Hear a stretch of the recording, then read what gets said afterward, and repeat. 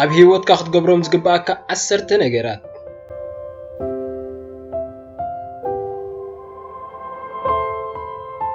ቀዳማይ ሰብ ስለ ዝኾንካ ምስ ሰብ ጥራይ ኢኻ ትነብር ስለዚ ሰብ ኣፍቅር ሰብ ፍቶ ሰብ ኣኽብር ካልኣይ ነቲ ልቡ ኣውዲቑ ዘፍቅረካ ልብኻ ኣውዲቕካ ኣፍቅሮ ፍቕሩ እንተዘይተወድኦ ኮንካ ካብ መጀመርታ ከም ዘይተፍቅሮ ኣቐዲምካ ንገሮ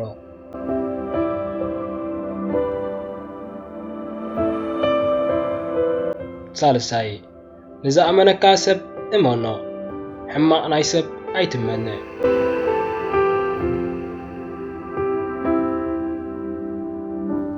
ራብዓይ ሰብ ኣይትጥለም ጥልመት እቲ ዝኸፍአ ነገር እዩ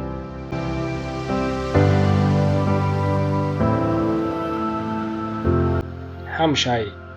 ተስፋ ዝቆረፀ ሰብ ትሚልካ ኣይትራዮ ናይ ተስፋ ቃላት ትለግሰሉ ኣተባባዕዮ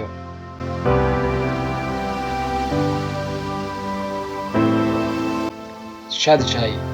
ሰብ ፍጡር ከማኻይ እሞ ሰብ ኣይትክፋእ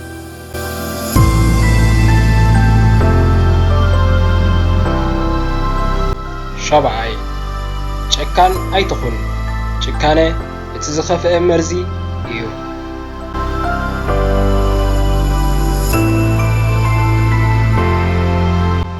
ሻሙናይ ንሰብ ኣይትበድል ካብ በደል እትረኽቦ ጥቕሚ ስለ ዘየለ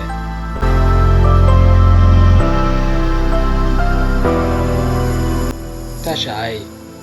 ቅድሚ ምጥዓስካ ዘጣዓሰካ ነገር ከይትገብር ተጠንቀቕ ጣዕሳ እቲ ዝኸፍአ ስቃይ እዩ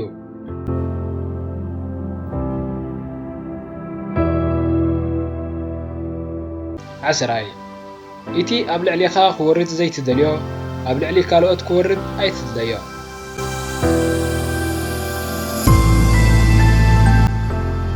ምንጪ